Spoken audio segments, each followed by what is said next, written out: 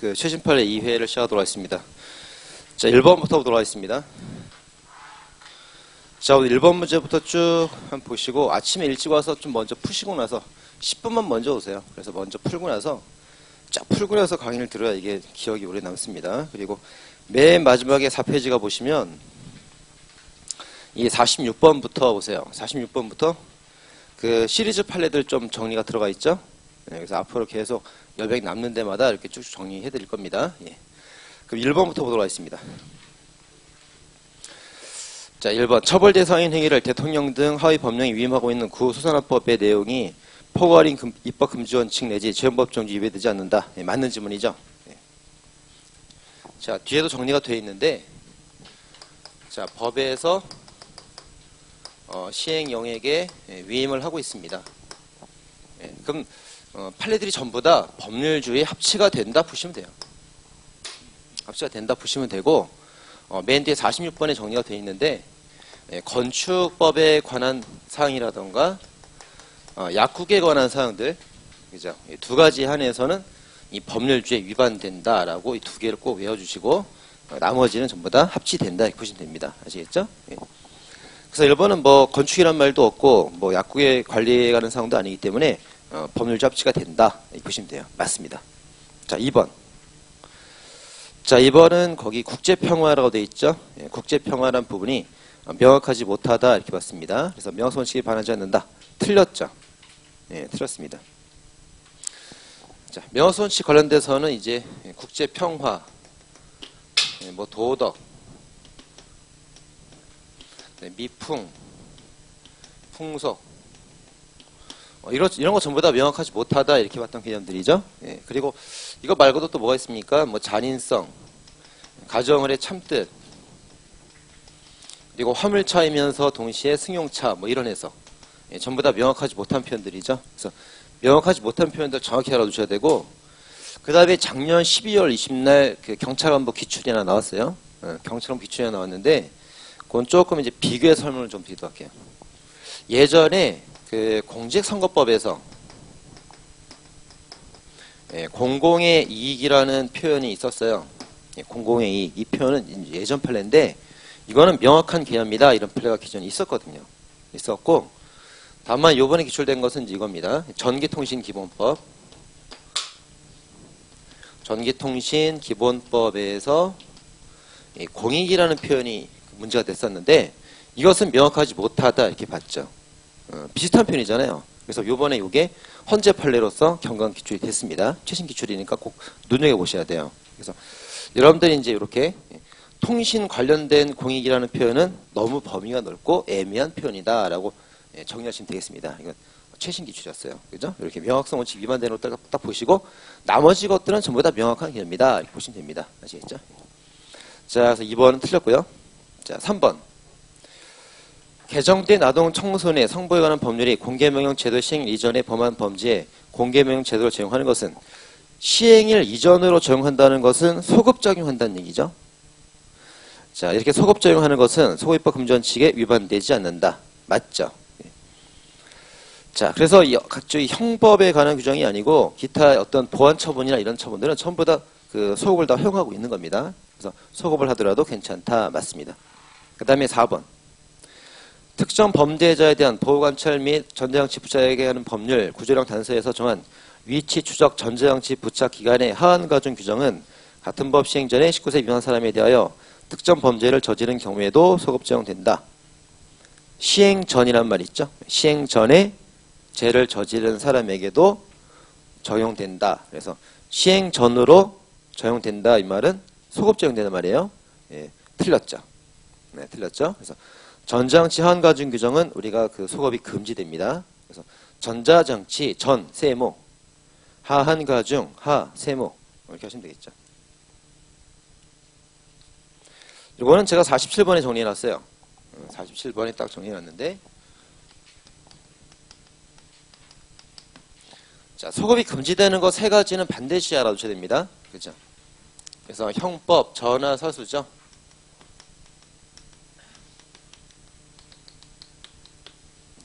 형법은 전화가 사수하세요. 그죠? 이건 소급이 금지되는 것들입니다. 반드시 외우셔야 되겠어요. 그래서 형법은 형벌에 관한, 처벌에 관한 법률. 그죠? 법률이 됩니다. 판례 같은 거 안 돼요? 네, 법률. 그리고 전자장치 하한가중. 그리고 사회봉사 수강명령. 이렇게 좀 세 가지 부릅니다. 꼭 외워두시고. 그 다음에 여기서 좀 비슷한 게 이 전자장치 나오면 좀 주의해야 되죠? 전자장치에 대해서 기간을 연장해서 소급적용한 판례가 있어요. 이거는 소급이 허용됐단 말이에요. 허용됐죠? 그래서 이 전자장치 나왔다고 해서 무조건 금지된다 그러면 안 돼요. 전자장치 하한가중이 소급이 금지됐고 전자장치 기간 연장 사건은 소급이 허용됐단 말이에요. 그래서 제가 하자까지 두 문자를 딱 딴 겁니다. 이렇게 전하 이렇게. 자, 주의해서 보시고 요 세 가지 부류를 제외하고는 소급이 다 허용되죠. 그죠? 보호관찰, 공개명령, 그죠? 그리고 또 뭐가 있습니까? 그 양형기준, 그리고 소동법의 변경, 판례 변경, 뭐 여러 가지 전부 다 소급이 허용된다 이렇게 보시면 되겠어요. 자, 4번 틀렸습니다. 5번. 화물용, 자가용 화물자동차 임대 행위를 화물자동차 운수사업법상 처벌의 대상이 되는 자가용 화물차 자동차를 유상으로 화물 운송용에 제공하거나 임대한 행위에 해당한다고 하는 것은 지연법정지에 반하지 않는다. 이건 뭐 당연히 맞는 말이죠. 자, 거기 나와 있잖아요. 두 번째 줄에. 제공하거나 임대하는 행위 나와 있죠. 그러니까 임대에 해당하니까 해석이 맞는 겁니다.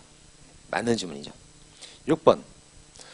후원인이 후원의 지정권자에게 직접 후원금을 기부한 경우 후원의 지정권자가 기부받은 날로부터 30일 이내에 후원의 회계 책임자에게 전달한 경우 해당 후원회가 기부받은 것을 본다고 개정이 됐습니다. 자, 이러한 개정은 반성적 고려에서 법령을 개피한 경우에 해당한다죠. 해당한답니다. 틀렸습니다. 법적견해 변경으로 봤어요. 반성적 고려에 따른 법적견해 변경으로 봤습니다. 자, 법적견해 변경은 법이 바뀌었다고 보죠. 그래서 신법 적용하는 겁니다. 바뀐 신법 적용하는 거예요. 자, 맞습니다. 틀렸습니다. 그래서 틀렸고요. 7번. 자, 모텔 담배불 사건이죠. 모텔방에 투숙해서 담배 피우고 제 털에 담배를 껐는데 담배불을 완전히 꺼지지 않은 상태에서 휴지를 버려서 불이 났죠. 화재가 발생했습니다. 자, 이때 검사는 이 사건의 피고인을 부작위에 의한 현주 건조물 방화 치사상죄로 공소를 제기했는데 아니다 그랬죠? 예, 틀렸습니다. 자, 틀렸죠? 자, 부작위에 의한 현주 건조물 방화 치사상죄로 공소를 제기했어요. 안 된다고 봤죠? 네, 부자의 범위 아니라 봤습니다. 근데 자기가 불을 냈잖아요. 자기가 불을 냈기 때문에 그 불을 자기가 꺼야 될 의무는 인정됐습니다. 인정됐어요. 근데 눈을 떠왔을 때는 이미 불이 다 번졌기 때문에 끄기엔 너무 늦었다 이렇게 봤죠. 그래서 소화할 가능성이 없었다 이렇게 봤어요. 이건 있었지만 이게 없었기 때문에 부자의 범위 안 된다고 봤습니다. 자, 그리고 자기가 불을 낸 건 맞기 때문에 이 자기가 불을 낸 부분에 관해서 또 다른 죄가 될 수 있다고 봤죠. 그래서 중실화죄, 그리고 중과실 치사상죄. 중과실로 인한 범죄는 된다고 봤어요. 이게 이제는 인정됐고 현주 건조물 방화 치사상죄가 부정이 된 겁니다. 이렇게 그죠? 그래서 뭐가 인정되고 뭐가 부정됐는지, 그리고 이제는 부정됐지만 또 이제는 또 인정됐단 말이에요. 그래서 정확하게 정리하시겠습니다. 7번은 틀렸습니다. 자, 8번. 유흥주점의 업주가 당해 유흥업소에 종업원들을 고용할 때 만일 대상자가 제시한 주민등록증상의 사진과 실물이 다르다는 의심이 들면 업주로서는 사진과 실물을 자세히 대조하거나 주민번호 외워보도록 하는 등으로 추가적인 연령 확인을 조치를 취해야 될 의무가 있다. 맞습니다. 유흥업소나 숙박업소에서 그 청소년들 그 신분증 확인을 해야 되는데 실물과 사진이 다른 경우도 있죠. 그죠? 그런 경우는 좀 더 자세히 대조할 의무가 있다라고 주의 의무를 강화한 판례가 최근에 나왔습니다. 그죠? 예. 맞습니다. 9번.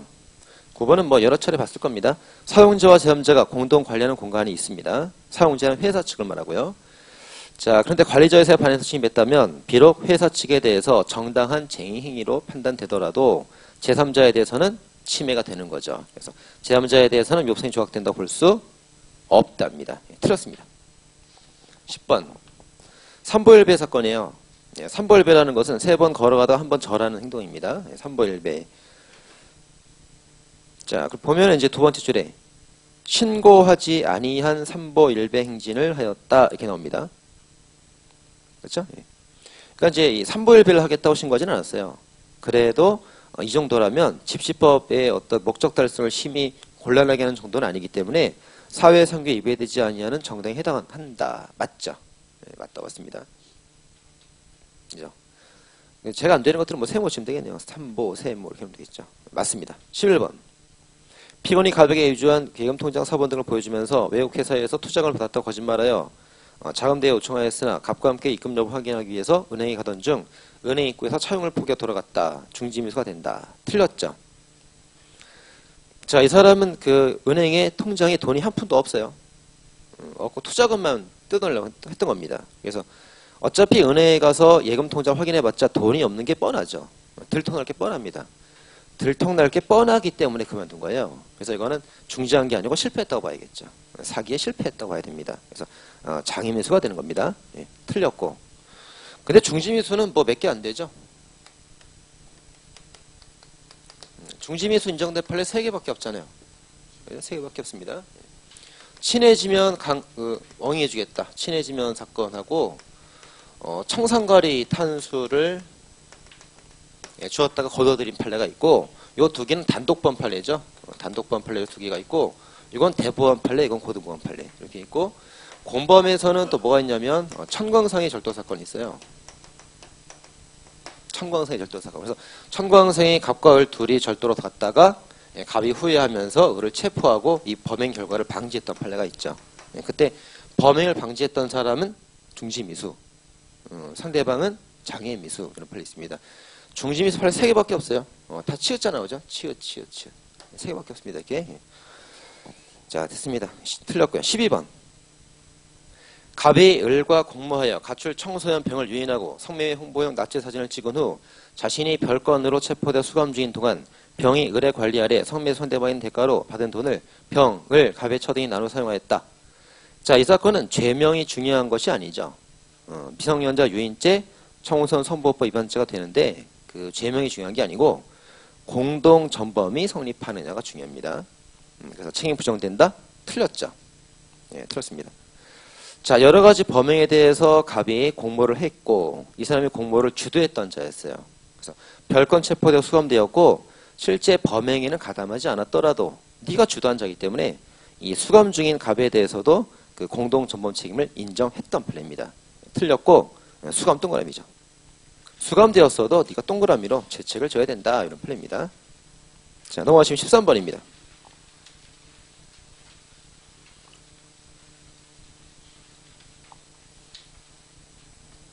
13번. 지방 공무원의 신분을 가지지 아니한 사람도 지방 공무원법에 위반하여 같은 법 82조에 따라 처벌되는 지방 공무원의 범행에 가용했다면 33조 공범과 신분 조문이죠.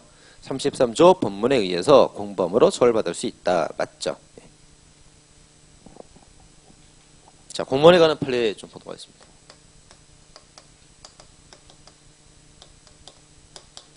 자, 공무원 아닌 사람도 이 사람이 이제 공무원으로서 공작됐단 말이에요. 그럼 이제 이 사람은 신분이 없는 사람이라 할지라도 가담했으면 너도 똑같은 죄 공범이 된다. 이렇게 같은 범죄 처벌되는 게 33조 본문이죠. 자, 주의해야 될 거는 뭐가 있습니까? 공직선거법이 있어요.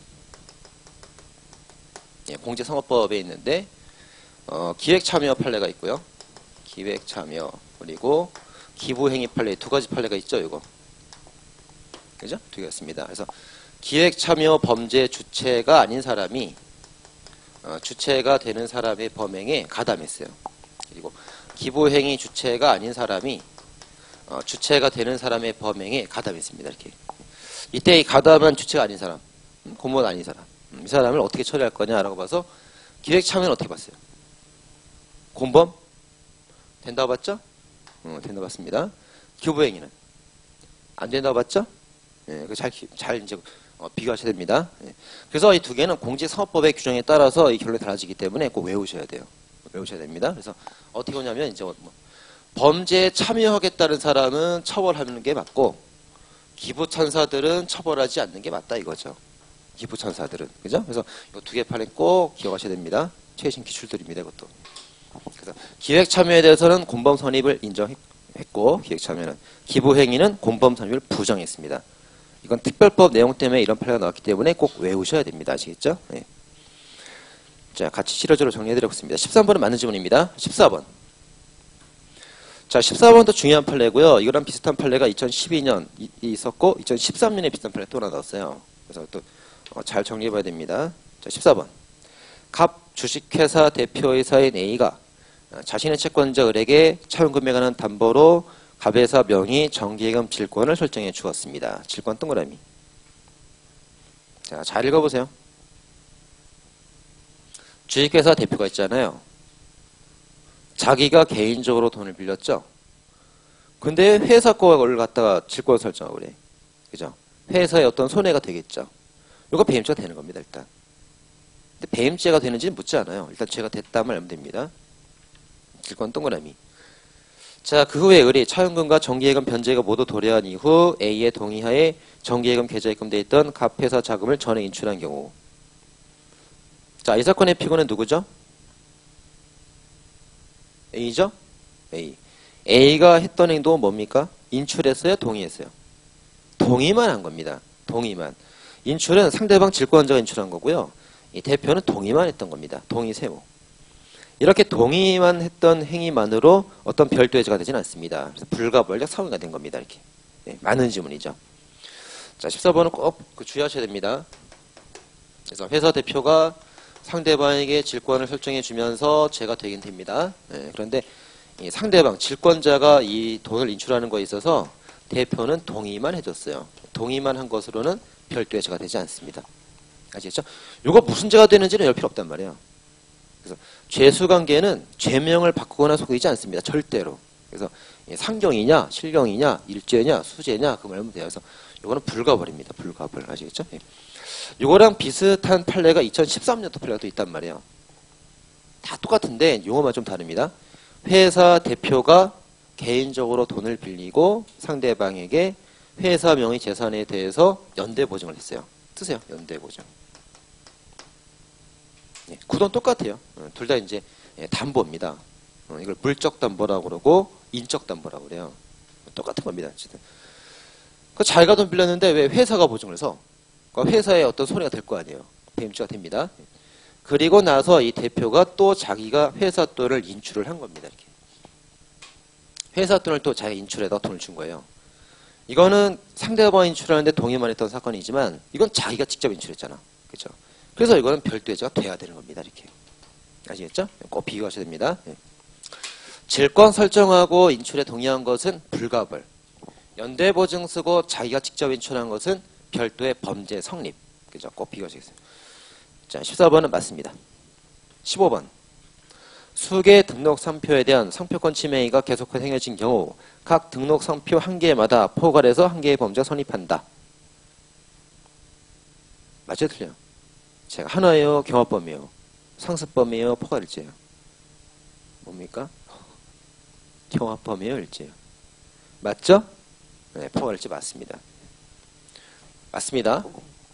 선생님, 뭐 상표권 경합범 판례 있는데요? 아, 그것도 맞고 이것도 맞아. 예, 다 맞는 거예요. 자, 그래서 이제 거기 보면 그 각 상표권 한 개마다 이런 편이 있잖아요. 거기 밑줄을 딱 쳐두시고요. 예, 그 편 잘 보셔야겠죠? 예. 자, 갑이 자, A, B, C 세 개의 상표권을 침해했습니다. 그렇죠? 예, 그래서 이게 페라가모라는 그 브랜드가 있어요. 페라가모 브랜드 침해 사건인데, 하여튼 이게 그 세 개의 상표를 침해해서 가방이나 의류나 옷을 만들어 팔았어요. 그런데 A라는 상표권을 침해해서 2만 개를 팔아먹었어요. 이거를 침해해서 3만 개 팔았고, 요거는 1만 개의 상표를 팔았습니다. 이렇게. 그죠? 그럼 팔라 뭐라고 합니까? 각 상표마다 포괄일죄, 포괄일죄가 된다. 이렇게 말을 하고 있는 겁니다. 그래서 하나의 상표를 2만 개를 팔아먹어도 같은 하나의 영업으로 팔아먹었기 때문에 영업범이기 때문에 합쳐서 포괄일죄가 되는 겁니다. 2만 개죄가 되는 게 아니고 각 상표마다 포괄일죄. 그런데 이 각 상표 간의 관계는 실체적 경합범이 되는 거죠. 이렇게. 아시겠죠? 실체적 경합범의 관계가 됩니다. 잘 보셔야겠어요. 그래서 그 각 상표마다 이렇게 나왔으면 포괄일제고 각 범죄 간의 관계를 물었으면 경합범으로 답을 하셔야 됩니다. 아시겠죠? 네, 맞습니다. 자, 16번. 야간 옥회 집회에 참가해 교통을 방해한 경우 집시법 위반죄와 일반 교통방해죄는 실체적형 관계 있다. 틀렸죠? 네. 야간 옥회 집회에 참가해서 행기를 다 막았어요. 행기를 다 막고 교통 마비가 된 거예요. 자, 그러면 이제 보세요. 이렇게 도로가 있는데 사람들이 야간에 길을 다 막고 집회를 하고 있어요. 그럼 이 집회 자체가 집시법 위반의 행위가 되겠죠? 되면서 동시에 교통이 마비되잖아. 이 집회 때문에. 그죠? 그래서 요 자체가 교통을 방해하는 행위가 되는 겁니다. 이렇게. 되는 거죠? 그래서 하나의 집회 행위로 집시법도 위반하고 교통방해도 되고 하나의로 제가 2개 나왔잖아요. 그럼 뭐가 돼야 됩니까? 상상적 경합이 돼야죠. 하나 행위로 제가 2개니까 상상적 경합입니다. 틀렸습니다. 17번. 포괄일제 일부 범행이 누범 기간에 이루어진 이상 나머지 범행이 누범 기간 경과에 이루어졌다 할지라도 그 전부가 누범에 해당한다. 맞죠? 네, 맞습니다. 자, 누범이라는 건 이거죠. 전에 범죄를 범한 적이 있습니다. 네, 그런데 이 전에 범죄를 범한 것이 금고 이상의 선고형을 받았단 말이에요. 그리고 나서 이제 형기 집행이 종료가 된 이후에 몇 년 동안 죄를 져야 됩니까? 3년이죠? 3년 외워야 됩니다. 우리 형법에서 외워야 되는 숫자가 10개가 있어요. 외워야 됩니다. 3년. 이거 10개 중에 하나예요. 3년. 3년 내에 후범을 범했는데 이 후범이 역시 금고 이상 선고형이었죠. 이럴 때 이것을 누범으로 보아서 얼마를 가중해요? 장기 2배를 이렇게 가중하게 됩니다. 이렇게. 그래서 누범이 되려면 고자가 4번 나오는 거죠. 금고, 선고, 금고, 선고. 그래서 고가 4번 나옵니다. 반드시. 법정형, 처단형 아니죠. 벌금형 안 됩니다. 고가 4번 나와야 되고.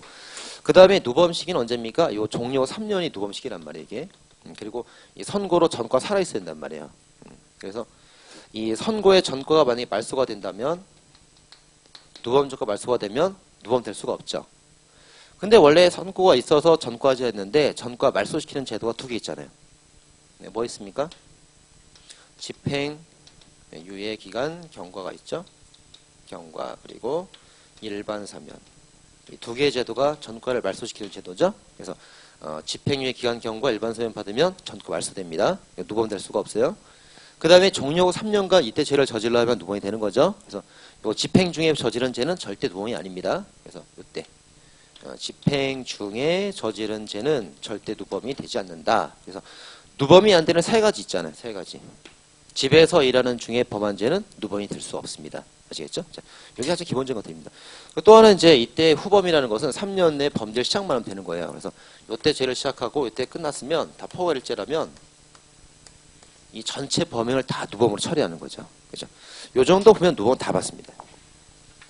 저 꼭 이제 그 머릿속에 넣고 가야 됩니다. 예. 자, 17번 맞습니다. 자, 18번부터 이제 강론 들어갑니다. 피고인이 자신이 운영한 주점에 손님이 와서 술 또한 식사는 안 하고 술만 먹었는데 그대로 방치해서 죽었습니다. 유기치사죄 해당한다고 봤죠. 틀렸습니다. 네, 틀렸습니다. 19번. 사고 운전자가 피해자 사상당한 사실을 인식하고도 고도 철저하지 않은 채 사고운전 이탈하면서 신원을 확인할 수 있는 자료를 제공해 줬습니다. 신원 확인 자료. 신분증이었죠. 신분증을 제공해 주었습니다. 그래도 도주가 된다고 봤습니다. 신분증 던져놓고 도망가 버렸어요. 도주가 된다고 봤습니다. 틀린 지문이죠. 틀렸습니다. 20번. 환경단체 소속 회원들이 축산농가 폐수배출 단속활동을 벌이면서 폐수배출 현장 사진 촬영하고 있습니다. 사진 촬영에서 이거 구청에 민원 낼 거야. 막 겁을 주고 있어요. 협박죄에 해당한다. 맞아, 틀려? 틀렸죠. 네, 틀렸습니다. 네, 틀렸습니다. 네. 자, 협박을 해서 뭘 했어요? 협박하고 끝났으면 협박죄 맞아요. 근데 협박을 해서 어떻게 했습니까? 서명하지 아니할 경우 법에 저촉된다. 서명을 강조하고 있죠. 네, 서명을 강조하고 있습니다. 그래서 강요죄가 되는 거죠. 네, 강요죄입니다. 그래서 우리 경찰 쪽에서는 협박죄, 강요죄, 공갈죄 이 3가지 잘 속여요.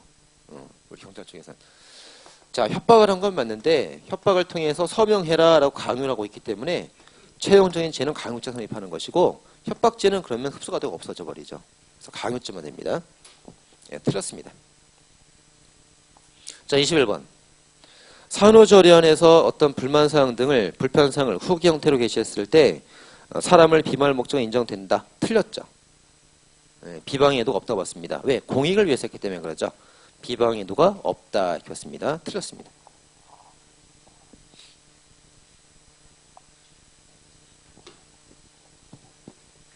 자, 우리가 이제 인터넷에다가 댓글 같은 걸 올렸을 때 다 죄가 된다 이렇게 보시면 돼요. 죄가 되는 플랜들이 있습니다. 박근혜 국정활동을 비난한 글을 올린 경우도 있고 싸이월드의 동성애자다 글 올린 플레이도 있고 뭐 그런 플레이도 있단 말이에요. 예.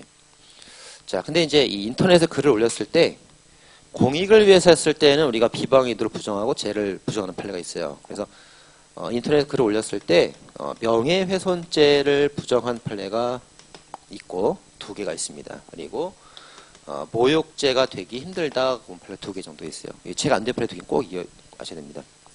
명예훼손죄 부정한 판례 뭐가 있냐면 산후조리원 판례, 이 판례요. 산후조리원. 이거는 후기 형태로 글을 올렸고요. 그 다음에 성형시술 불만족 사항을 올린 판례가 있는데 이건 지식검색란에 올렸어요. 그래서 후기나 지식검색란을 올리게 되면 다른 소비자에게 정보를 제공하는 거죠. 그래서 공익을 위한 것이다 라고 봐서 무죄가 됐습니다. 2개가 있고 그 다음 모욕죄가 안 되는 판례는 뭐가 있냐면 그 MBC 시청자의견란에 글을 올린 판례가 있죠. 그죠? 드라마나 이런 다큐멘터리를 보고 시청자의견란에 누굴 좀 비난했습니다. 괜찮다고 봤어요. 모욕죄가 아니라 봤고 또 안에 부모가 그런 것이니 부모가 그런 식이다. 부모가 그런 식이니까 자식도 그런 식이지. 이렇게 좀 욕을 했단 말이에요. 인터넷에다가 그런 괜찮다고 봤습니다. 그래서 요 4개 정도는 이제 죄가 되지 않은 판례들입니다. 인터넷 댓글 올렸을 때 꼭 주의하시고.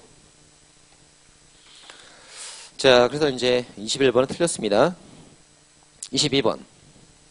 전국철도 노동조합이 한국철도공사와 단체고소 결렬을 이유로 파업을 예고한 상태에서 예정일 하루 전에 사용자측 교섭원인 갑이 직원들을 상대로 설명회를 개최를 하고 있다. 이 설명회 개최가 노동쟁이 부당하게 간섭하려는 행동이었다면 보호가치가 없었어요. 근데 이 사건은 부당하게 개입하려는 의도는 아니었고 회사 측의 입장을 자세히 설명하려는 의도였다라고 보아서 보호할 만한 가치가 있다고 봤습니다. 그래서 업무가 된다고 봤고 여기 업무방해죄 대상이 되는 겁니다. 맞죠? 네, 맞습니다. 보호가치 없는 그 업무들은 어제 정리해 드렸었죠? 이것도 이제 내일 또 정리해 드릴게요. 네, 뭐가 있습니까? 의사, 임원, 중개, 성매매, 정지, 재측정. 이거 보호가치 없는 업무들입니다. 네. 22번은 맞는 질문이에요. 23번. 자, 피고인이 군수로 당선된 운전기사가 그 공직선거법 위반으로 기소되었다는 소문을 듣고 검찰청 지청에서 공표하는 것처럼 자, 문자 내용입니다.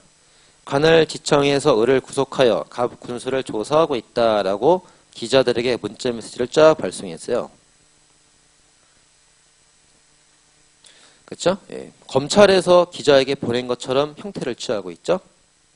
근데 이 판례 원문을 가서 보면 그 문자에 발신번호가 없었어요. 발신번호가 없습니다. 그럼 기자들이 이런 문자를 받았을 때 진짜로 믿는 게 아니고 누가 장난 문자를 보냈구나라고 폐기시켜버리죠. 믿지 않죠. 그래서 명예를 훼손할 만한 사실이 적시되지 않았다고 봤던 판례입니다. 그래서 틀렸습니다.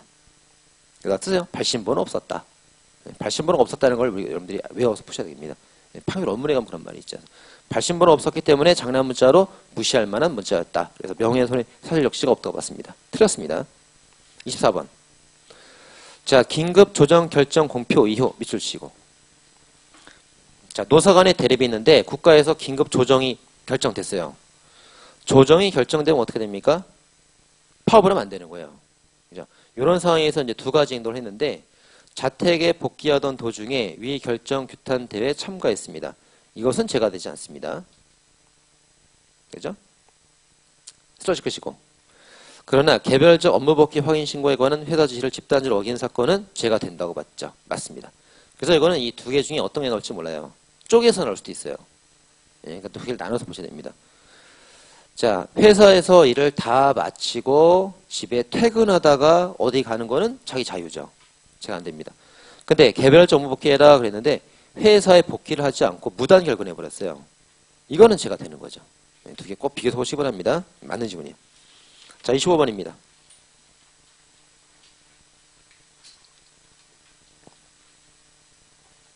자, 25번. 예금통장 사건 나왔죠? 예금통장을 무단 사용해 예금을 인출한 경우 바로 예금통장에 반환했다 할지라도 그 사용률에는 위와 같은 경제적 가치 소모가 무시할 수 있을 정도로 경미한 경우가 아니라면 밑줄. 경미한 경우가 아닌 밑줄. 경미하지 않다. 그 말은 침해가 크다는 뜻이죠. 아닌 경우에는 예금통장 자체가 가지는 예금액 증명 기능에 경제적 가치에 관한 불법 영득이사를 인정할 수 있으므로 절도죄가 성립한다. 네, 맞습니다.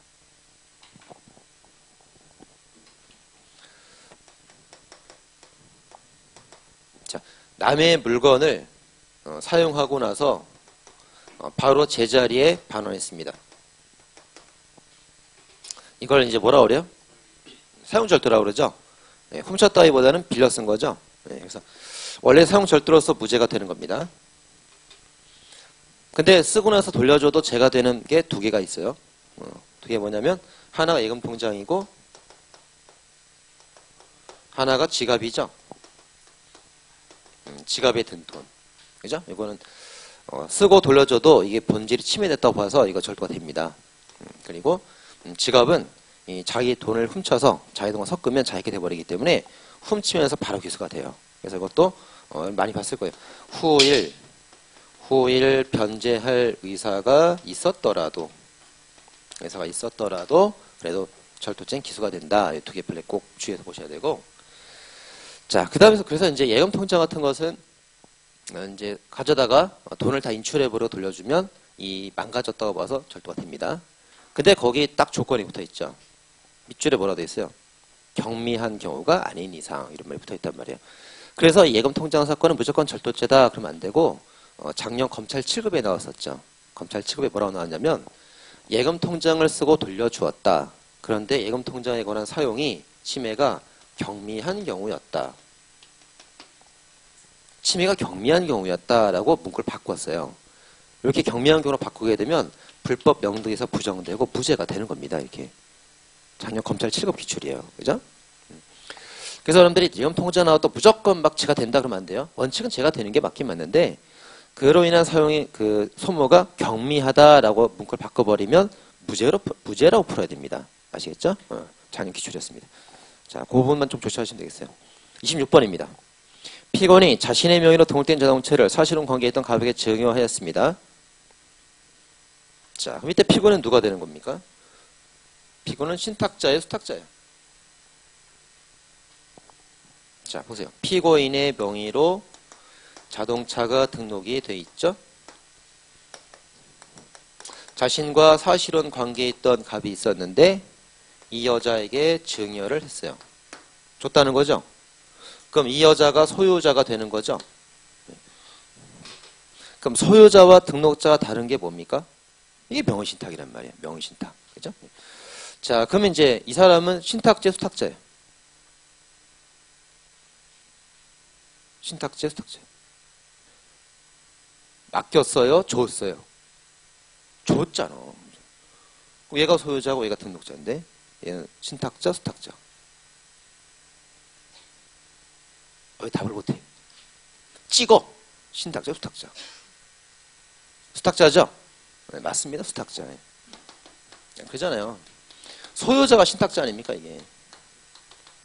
그렇죠? 네, 그래서 이 사람이 준 게 맡긴 게 아니에요 이게. 맡긴 줄 알고 얘가 신탁자다 그러면 안 되고 줘버렸단 말이에요. 그래서 이 사람이 소유자면은 이 사람은 등록을 해야 되는데 등록은 이 사람으로 돼 있잖아요. 얘가 수탁자고 얘가 신탁자입니다. 이게 아시겠죠? 네. 부동산도 마찬가지잖아. 부동산도 이 사람이 자기 것을 얘한테 맡겨서 이 사람 명의로 등기가 되면 등기 명의를 가진 자가 수탁자잖아요. 이게. 그죠? 네. 자, 그렇습니다. 그러면 이제 명의신탁 관계가 되면 어떻게 돼요? 내부적으로 누가 소유자예요? 얘가 소유자 아닙니까? 신탁자가. 외부적으로는 물론 얘가 소유자이긴 하지만. 그렇죠? 네. 그래서 결국 이제 이런 상태에서 이 사실혼 관계에 있던 사람이 자동차를 딱 점유하고 있는데 피고인이 훔쳤잖아요. 이렇게. 그럼 남의 거 훔쳤어요? 자기 거 훔쳤어요? 남의 거, 자기 거. 둘 간에 누가 소유자? 얘가 소유자는 얘가 소유자. 그죠? 그래서 남의 거 훔친 겁니다. 남의 거. 남의 거 훔쳤으면 절도죄가 돼야죠. 그죠? 자기 거로 훔쳐오면은 뭐가 됩니까? 권리행사방해죄. 남의 거로 훔쳐오면 절도죄. 근데 이 둘간에는 너 가져라 줬다가 남의 거 된 다음에 훔쳤기 때문에 남의 거 훔친 거란 말이에요. 그죠? 그래서 이제 그런 내용들을 이제 잘 알아두셔야겠어요. 뭐 뒤에 말은 뭐 이럴 필요 없어요. 피고인이 자기 명의로 자동차 등록이 돼 있더라도 이 사실혼 관계 갑에게 너 가지라고 줬어요. 소유자는 갑이 됐습니다. 그래놓고 나서 이제 남의 거, 갑의 것을 훔쳐왔기 때문에 남의 것을 훔쳐왔다라고 하면서 절도죄가 되는 겁니다. 맞습니다. 아시겠죠? 명의신탁을 뭐라도 풀 수 있습니다. 피고인이 갑에게 증여로 가지라고 줬어요. 그럼 갑에게 된 거예요. 남의 것을 피고인이 훔쳐왔으니까 절도죄다. 맞습니다. 아시겠죠? 자, 이건 이제 실전 시험에 가서 헷갈리시면 안 됩니다. 예, 절도죄 맞습니다. 27번. 피고인 갑과리 공모하여 채무를 면탈할 의사로 채권자를 살해했습니다. 자, 원래 채무 면탈 의사로 사람을 죽이면 재앙상 이익을 얻으라고 죽였으니까 강도살인죄가 되는 게 원칙이죠. 네, 원칙입니다. 그러려고 이런 말 있죠. 갑의 병에 대한 채무 존재가 명백하고 병의 상속인이 존재하고 상속인의 채권의 존재를 확인할 방법이 확보돼 있고 다 돼 있단 말이에요. 그러면 사람을 죽여도 채무를 면제받을 수가 없잖아요. 사람만 죽인 거예요, 그냥. 채무를 면제받지 못합니다. 그렇다면 강도살인죄는 성립하지 않고 단순살인죄만 되는 거죠. 맞습니다. 자, 28번부터 31번까지는 시리즈 판례입니다. 다 같은 판례예요. 주의해서 봐야겠죠. 28번. 사기 도박은 사기죄가 성립하는 거죠. 도박죄는 성립하지 않습니다. 맞습니다. 이건 다 알 겁니다. 29번. 사기 도박의 시행착수는 언제? 기망할 때죠. 만약 도박죄라면 도박을 시작할 때겠죠. 근데 사기 도박은 사기죄이기 때문에 사람을 기망할 때입니다. 도박할 때가 아니라 사람을 기망할 때예요. 그럼 기망할 때가 언제입니까? 도박에 참가하라고 권유할 때죠. 권유 동그라미. 권유할 때입니다. 권유하고 나서 도박까지 시작해야 되는 거예요? 그럴 필요는 없죠. 개시 세모. 도박을 시작할 필요는 없어요. 도박 개시는 도박죄 착수식이에요. 사기죄는 권유할 때부터 사기죄 시작되는 겁니다. 그래서 이 질문이 맞아요, 틀려요? 그래서 틀린 겁니다. 아시겠죠? 자, 맞는 줄 고치려면 상대방에게 도박에 참가할 것을 권유한 때이다. 그래야 맞는 줄 되는 거예요. 도박까지 개시할 필요가 없습니다. 틀렸습니다. 30번. 피고인이 사기 도박을 숨기기 위해서 얼마간 정상적인 도박을 했더라도 도박죄가 따로 성립한다. 틀렸죠? 이건 그냥 사기를 치기 위해서 계속 속이고 있는 겁니다. 그래서 사기죄만 성립하는 겁니다. 도박죄 성립하지 않고 상상적 경합범도 아니죠. 예, 틀렸습니다. 31번. 피고인 등이 피해자를 유인하여 사기 도박으로 도금을 편취하는 경우 피해자들에 대한 각 사기죄는 상상적 경합관계에 있다. 맞습니다. 자, 사기죄에서 이제 피해자들이라는 것은 피해자들이 많다는 얘기잖아요. 여러 명에 대해서 사기를 쳤다 이거예요. 그러면 사기죄는 수개의 죄가 되죠. 그죠? 쟤는 피해자 여러 명이니까 죄가 여러 개가 됩니다. 그러면 상경인지 실경인지 어떻게 알아, 우리가? 어떻게 알아요? 같은 장소에서 이렇게 했다면, 같은 방, 같은 장소에서 했다면 한 번의 기망으로 쫙 치겠다는 뜻이니까 행위가 하나라는 의미잖아요. 상경. 그리고 각 객실에 들어가서 했다던가 개별적으로 기망했다던가 이런 말이 나오면 이거는 그 여러 차례 기망이 있다는 뜻이니까 실경 이렇게 되는 거잖아요. 근데 여기는 보니까 뭐 같은 방이다, 같은 장소다, 개별적이다 별 언급이 없어요. 예, 별 언급이 없습니다. 예, 근데 우리가 같은 방이라는 걸 어떻게 알 수 있죠? 도박을 하니까. 고스톱, 카드, 도박은 같은 장소에 모여 앉아서 같이 치는 거 아닙니까? 이게 도박 아니에요. 같은 장소라는 게. 그죠? 그래서 이게 사기 도박이기 때문에 일반적인 사기죄라면 같은 장소냐 개별적이냐 문구를 줘요. 근데 이건 사기 도박이기 때문에 같은 방에 모여 앉아서 고스톱을 쳤다 이런 게 전제로 깔리기 때문에 별다른 언급이 없어도 우리가 같은 장소라는 걸 알 수 있어요. 그리고 상상적 경합범이 됩니다. 아시겠죠? 예, 맞습니다.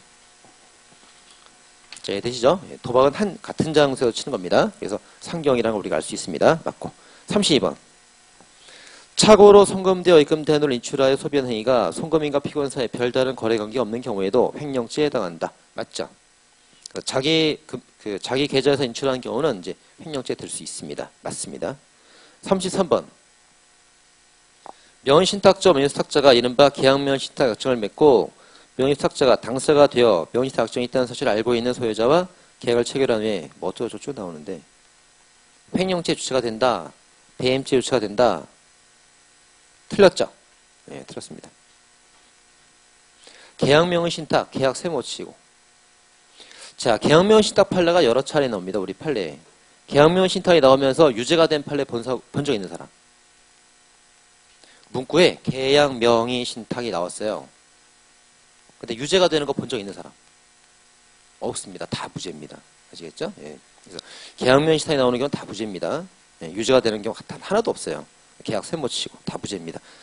따라서 이 사건도 횡령죄 주체가 안 된다. 배임죄 주체가 안 된다. 그렇게 보셔야 됩니다. 예, 틀렸습니다. 그래서 34번 A마트 내 정유 코너를 임차해 운영하면서 고객들로 하여금 피고인의 임차인이 설치한 계산대를 통하여 그 대금을 결제하게 한 경우 위 피고인이 피해자에 지급해야 될 정유 코너 매출액 중 현금 결제, 현금 동그라미 현금 결제 판매 대금을 함부로 소비했어요. 정유 코너에서 고기를 사고 돈을 딱 내면 그건 정유 코너에 줘야 되는 돈입니다. 남의 돈을 소비했기 때문에 횡령죄가 성립한다 그래야 됩니다. 틀렸죠? 네, 틀렸다 이렇게 봐야 되고요. 자, 이 이마트 정유 코너 사건은 그 두 가지로 나눠 설치했습니다. 고기를 사고 현금으로 결제하는 경우가 있고 신용카드로 결제하는 경우가 있어요. 그죠? 이마트에서 이제 정육점 고기 사고 계산대에 가서 돈 내잖아요. 자, 그러면 이제 계산원이 현금을 딱 손에 쥐고 나서 이걸 소비할 수 있죠. 횡령죄. 근데 카드 결제한 것은 어떻게 자기가 돈을 갖다 삥땅 칠 수가 없잖아요. 카드 결제하면 정산 처리돼가지고 은행으로 돈이 들어오기 때문에 이거는 삥땅을 칠 수가 없어요. 그래서 신용카드 결제에 대해서는 횡령죄가 나올 수 없다. 근데 현금 결제 부분은 돈을 자기가 소비할 수 있기 때문에 횡령죄가 된다. 나눠서 설치했습니다. 아시겠죠? 네. 그래서 신용카드 결제 X 쓰시면 되겠습니다. 자, 35번입니다.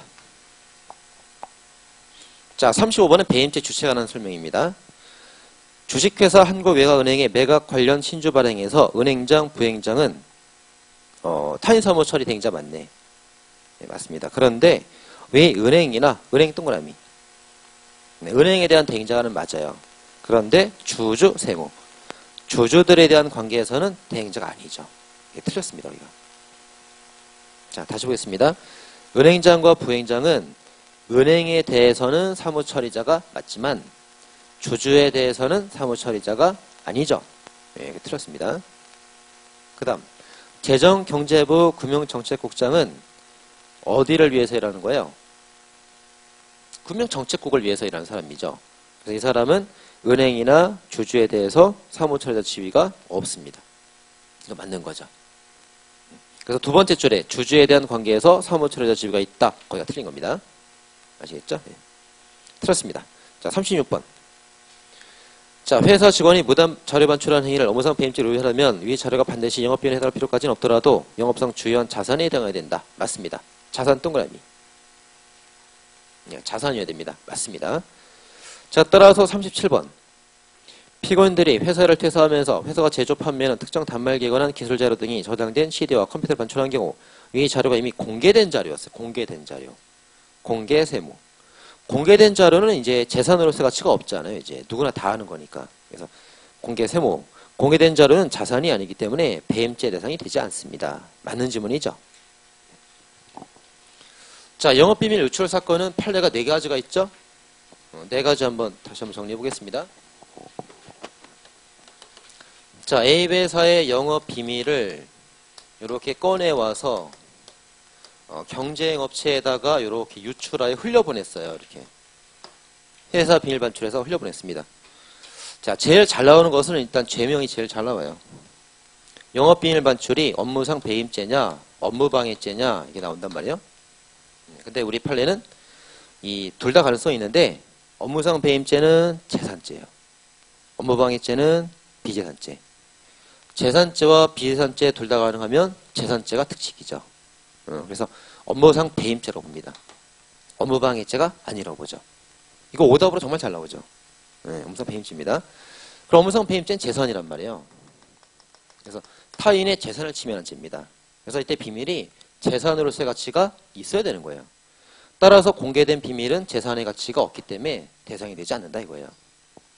그리고 이제 배임죄가 기소가 되는 시기는 회사 비밀을 꺼내왔을 때냐, 상대방에게 흘려보냈을 때냐, 이때냐가 쟁점이 되는 건데, 경쟁업체에 유출이 되고 나면 A 회사는 침해가 벌써 된 거예요. 된 거고, 이미 이걸 꺼내왔을 때부터 기소가 된다 이렇게 보죠. 아직 유출되지 않았더라도 이때 기소가 된다 봅니다. 선생님, 그러면은 이 A 회사 재산이 이렇게 흘러 나가서 A 회사 침해되기도 전에 벌써 기소가 되는군요.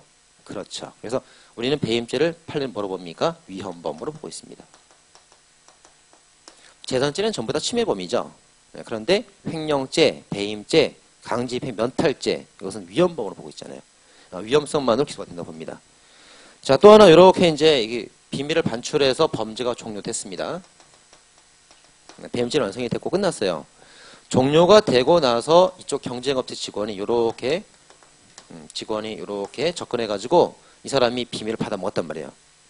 자, 그러면 저 사람은 배임죄 정범이 되고 이 비밀을 받아먹은 이 직원은 업무상 배임죄 공범이 될 것이냐? 절대 될 수가 없죠. 왜냐하면 이 사람이 공범이 되려면 범행을 하고 있을 때 가담해야만 되는 겁니다.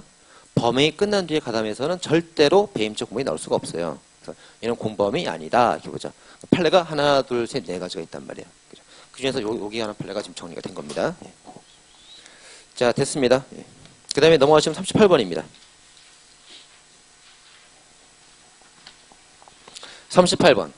갑 주식회사 임원 또는 종업원인 피고인들이 직무발명에 대한 발명세무. 발명세무하시고 특허 출인 명의를 피고인들의 명으로 변경하여 특허 출인이 이루어지도록 한 경우 사용자인 갑회사가 피고인들로부터 발명에 대하여 특허 받을 수 있는 권리와 조건에 승계했다고 할 수 없으므로 피고인들의 행위가 업무상 비밀에 해당하지 않는다. 맞죠? 그래서 이제 회사가 있고 직원이 있습니다. 회사가 각종 지원을 다 해줘서 그 지원을 받고 직원이 발명을 했어요. 그래도 판례는 뭐라고 보냐면 직원이 자기가 발명한 거기 때문에 이 발명에 관한 특허권은 누구 거로 봐요? 회사 것이 아니고 직원 자기 거다 이렇게 보죠. 그래서 자기가 발명하고 자기가 특허 받더라도 뭐 별다른 회사에 대한 배신이 아닌 겁니다. 이것은. 그래서 발명 판례가 한 두세 개가 있는데 다 세모. 제가 되지 않는다 이렇게 보시면 됩니다. 자, 다만 자, 회사가 이제 직원에게 어떤 시설을 지원해 주면서 네가 만약에 회사 지원을 받고 발명을 해서 완성되면 뭐 발명에 관한 특허권을 회사한테 넘겨라, 승계해라 라고 직원으로부터 각서나 약정을 하는 경우가 있어요. 미리. 이런 경우에는 이제 이 승계 약정문이 있을 때에는 이 약정문을 그 위반해서 자기 이름으로 특허를 받게 되면 그건 배임죄가 됩니다. 이렇게. 아시겠죠? 자, 그래서 발명, 세모, 승계 동그라미예요. 항상 발명이라는 것이 나오면 다 제가 되지 않습니다. 원칙적으로. 근데 뭘 찾아야 돼요? 승계약정이 있는가를 꼭 찾아봐야 됩니다. 승계약정이 있었다면 배임죄가 돼요. 승계약정이 있었다면 배임죄가 됩니다. 꼭 승계를 찾아보셔야 되는데 여기는 뭐 승계했다는 말 없잖아요. 그죠? 승계하지 않았다 그러잖아요. 그러니까 제가 되지 않습니다. 맞는 지문입니다. 39번. 자, 청탁의 내용이 단순히 규정에 허용하는 범인의 최단 순찰을 바란다는 내용에 불과하거나 위탁받은 사무 적법 정상 처리 부분에 속한다면 부전 청탁이 아니죠. 틀렸습니다. 자, 48번에는 어제 우리가 배운 거 정리가 돼 있죠. 48번에 교통사고, 음주 가무, 도주환 조상, 교량 추락, 손사상, 특례는 적용되지 않는다. 어제 했던 거 정리해드렸고 그 다음에 49번도 정리해놨죠. 어제가 쓰지 말라고 그랬죠. 금전에 관해 행치 안 되는 거. 수업 후 프라이 켜서 전부 집에 놓고 배가 변하니 뿔로 변하니까 친구들이 낙담하는 시선을 보내고 있다. 정리해드렸고 그 다음에 50번. 배임수에 치서 부정 청탁이 아닌 경우들도 정리해놨습니다. 기존에 미리 허용된 주식을 연구하는 학교는 부정하지 않다. 이렇게 다 정리해놨죠. 요거 6개밖에 없어요. 부정 청탁 아닌 것은. 자, 그래서 이제 39번을 돌아오시면 이게 허용이에요. 기존에 미리 허용된 주식을 연구하는 학교는 부정하지 않다. 허용, 세모. 부정하지 않은 겁니다. 그래서 39번 틀렸죠.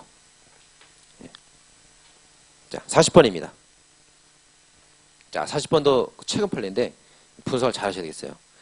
사망한 사람 명의의 사문서를 위조한 경우 문서 명인이 생존하고 있다는 점이 문서의 중요한 내용을 이루거나 밑줄 생존 중요 두 개 밑줄 치면 되겠죠. 생존 밑줄 중요 밑줄. 자, 생존 중요 한 내용을 이루거나 그 점을 전제로 문서가 작성되었다면 사망한 명의자의 승낙이 추정된다는 이유로 사문서 위조죄 성립을 부정할 수 없다.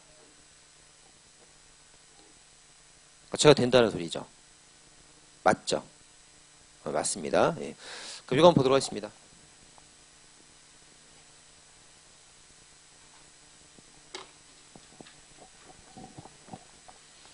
자, 사망한 자 명의로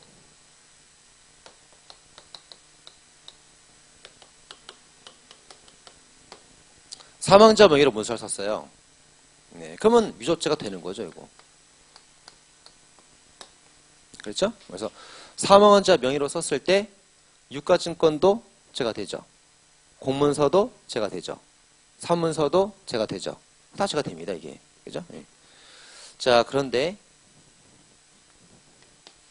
이 거래상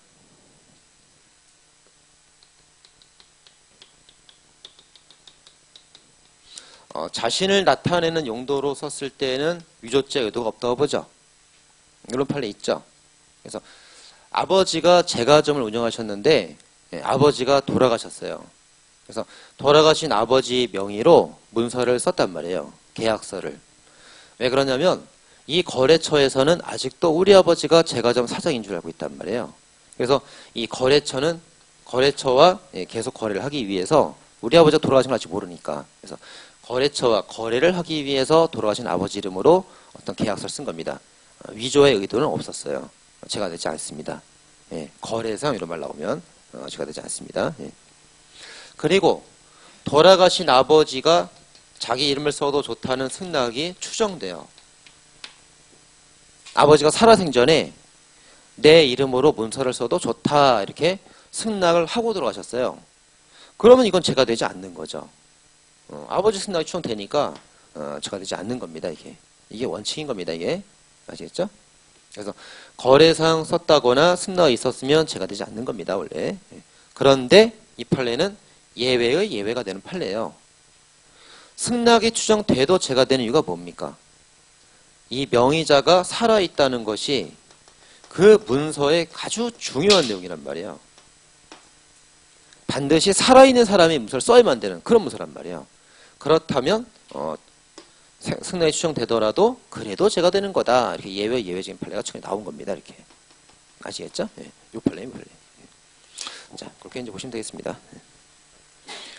자, 그래서 이제 40번은 맞는 질문이고 그에 따른 판례가 41번에 있는 겁니다. 피건이 자신의 아버지 갑에게서 갑소의 부동산 매매 관한 권한일치를 위임받아 이를 매도하였는데 그 아버지가 돌아가셨어요. 소유권 이전에 사용할 목적으로 갑이 자신의 인감증명서 발급을 위임한다는 취지에 그 밑줄 쳐보세요. 인감증명 위임장 밑줄 쓰시고 인감증명 위임장 밑줄 작성하여 주민센터 담당 직원에 제출을 했는데 이때 사문서 위조 및 동영상자가 된다고 봤습니다. 맞습니다. 인감증명 위임장은 반드시 살아있는 사람이 위임을 해야만 되는 겁니다. 위임장 그런 문서예요. 그래서 반드시 위임을 한 사람이 살아있어야만 됩니다. 생존하고 있다는 게 중요한 문서이기 때문에 아버지가 생전에 동의를 했고 위임해줬고 하더라도 이건 그래도 제가 된다라고 봤던 사건입니다. 아시겠죠? 맞습니다. 42번. 자, 지방자치단체 교육기관장들이 어떻게 했습니까? 맨 마지막에 징계 요구를 하지 않고 있죠? 직무유기로 볼 수 없습니다. 맞습니다. 그래서 이제 우리 그 직무유치에서 이런 걸로 나누죠. 반드시 꼭 해야 되는 직무. 해도 되고 안 해도 되는 부수적인 직무. 이렇게 나누죠. 경찰이 범인을 놔주면 안 되는 거예요, 이건. 경찰이. 그죠? 법관이 재판을 나네. 그건 제가 되는 거죠. 그리고 세무사 직원이 세무서에서 세금을 안 걷어. 그런 건 꼭 해야 되니까 제가 된단 말이에요. 근데 부적이라는 것은 해도 되고 안 해도 되고 뭐 꼭 안 한다고 제가 되지는 않습니다. 그죠? 그런 것들 안 해도 제가 안 된단 말이에요. 그런 부적인 그 직무에 관한 판례로서 뭐 3개 정도가 대표적이죠. 자, 범인을 보고 고발을 하지 않았다. 불의를 보고 시정조치 건의를 하지 않았다. 뭐 징계를 해야 되는데 뭐 요구하지 않았다. 고발, 건의, 요구 이런 거는 뭐 하면 좋지만 안 해도 되는 것들입니다. 이런 것들은. 그래서 이런 것들은 안 했다고 제가 되지는 않습니다. 그래서 이제 요구 세모 치면 되겠죠. 뭐 상관에게 뭘 요구했다, 건의했다, 고발했다 하면 좋죠. 근데 안 했다 그래서 죄가 되지는 않습니다. 부수적인 직무 임무를 위반했던 사건입니다. 그래서 맞죠. 43번. 자, 알선 의뢰인이 피고인에게 알선수의 대가를 형식적으로 고용계획을 체결하고 급여 형식으로 지급하기로 한 후 근로소득세 등을 임의로 원천 징수한 후 나머지 금액만을 실제로 교부한 경우 알선수재액은 명목상 급여가 아니라 원천 징수세액을 제외한 원천 징수세액을 제외해야 됩니다. 원천 세모. 세모로 제외되니까 세모 쳐버렸어요. 제외한 실제 지급받은 금액으로 보아야 한다. 네, 맞습니다. 자, 이거는 이제 세금에 관한 그 기본적인 지식이 있으면은 뭐 이해가 되는데, 그 지식이 없으면 외우셔야 돼요. 자, 여러분이 이제 순경으로 합격이 됐습니다. 그래서 이제, 일을 하죠. 그럼 이제, 경찰청에서 월급 나오죠? 그죠? 네, 월급이 얼마냐면, 예를 들어 200만 원이에요. 예를 들어서. 월급이 200이면, 여러분 손에 200만 원 다 손에 쥐는 거 아니죠? 세금 떼고 온단 말이에요. 세금 떼고. 그래서 월급 중에서 이제 그 세금을 원천 징수돼요. 원천 징수. 3.3% 공제하고 나머지가 손에 쥐어지는 겁니다. 이게. 네, 그렇죠? 네. 네, 그래서 3.3%인데 뭐 계산하기 좋게 3%다 이렇게 생각을 해보면 3%를 제외하면 얼마예요? 6만 원인가요? 네, 6만 원 제외하고 194만 원이 내 손에 들어오는 겁니다. 이렇게. 아시겠죠? 예.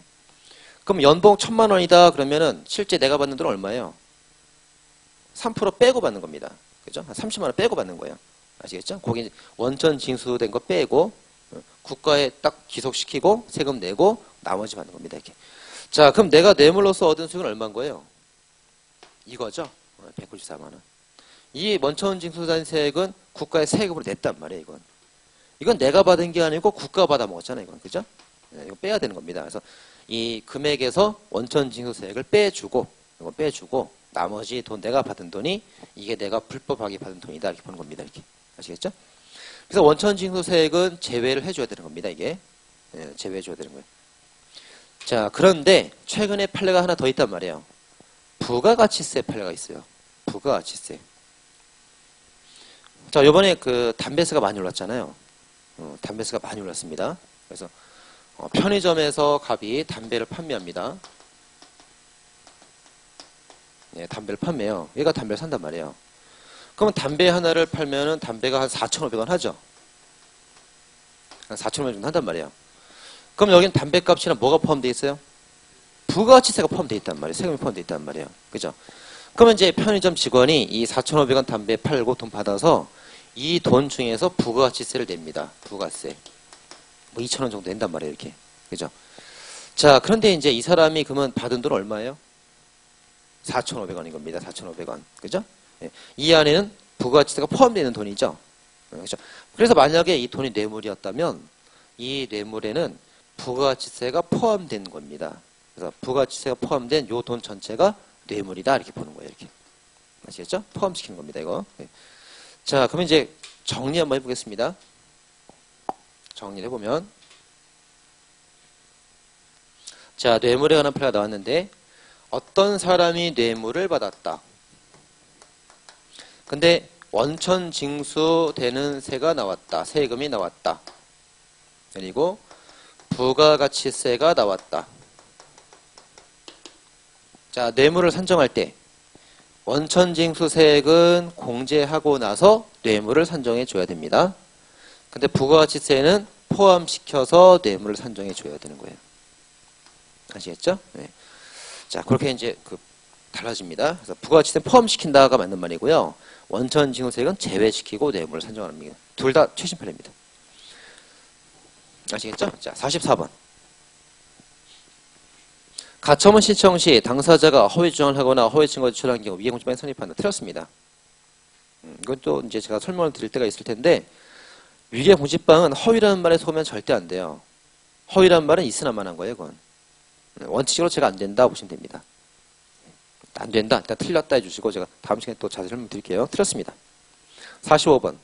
고소사실 자체가 인정되지 않는 경우에도 무고죄 성립하지 않는다. 예, 틀렸죠? 제가 됩니다. 잘 생각해 보세요. 살인사건이 벌어졌습니다. 이런 고소가 들었어요. 살인사건이 벌어졌습니다. 이런 사건이 신고가 됐는데 현장에 가서 봤더니 살인사건이 있어요? 없어요? 없잖아. 그죠? 그럼 이 사람은 괜히 무고한 자를 모함한 거죠? 무고죄가 되는 겁니다. 그래놓고 나서 얘가 뭐라고 그래요? 제가요, 실수였습니다. 잘 몰랐습니다. 실수나 무진입니다. 이렇게 했더라도 변명이죠, 변명. 그래서 무고죄 성립되는 겁니다. 예, 틀렸습니다. 아시겠죠? 예. 자, 근데 이거는 이제 학생들 많이 헷갈리는 질문 하나 있어요. 고소사실 자체가 인정되지 않는 경우. 그리고 고소 내용 자체로 범죄가 성립하지 않는 경우. 뭐 표현은 비슷한데 좀 다른 거예요, 이건. 네, 둘 다 잘 나오는 것들이고. 요거는 무고죄가 돼요. 요거는 무고죄가 안 돼.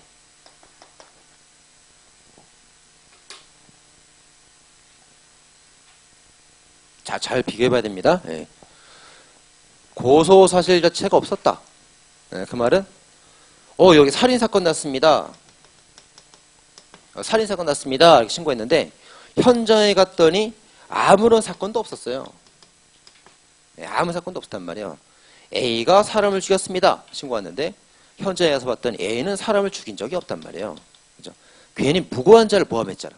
뭐가 된단 말이에요. 예. 근데 고소 내용 자체로 범죄가 성립하지 않는다. 이 말은 뭡니까? 고소 내용 자체가 A가 돈을 빌려서 돈을 갚지 않고 있습니다. 이렇게 돈을 갚지 않고 있습니다. 이렇게 신고했단 말이에요. 이런 사건이 있긴 있었어요. 사건이 있긴 있었는데 이 사건의 내용을 가만히 검토해 보니까 돈을 갚지 않는 것은 민사 책임이지 형사적으로 죄가 되는 건 아니잖아요. 그죠? 그래서 봤더니 아무런 죄가 되지 않는 사건이었단 말이에요. 그래서 이럴 땐 A에 대해서 수사를 하지 않습니다. 그래서 괜히 골탕 먹을 이유가 없죠. 무고죄가 안 된다 봅니다. 두 개 표현이 좀 비슷하지만 다른 편입니다. 네. 자, 두 개만 좀 주의하시면 되겠습니다. 그 다음에 제가 45번 틀렸고요. 46번도 쭉 설명을 드렸었죠. 자, 오늘은 자 이렇게 해서 끝을 내도록 하겠습니다. 자, 수고하셨습니다.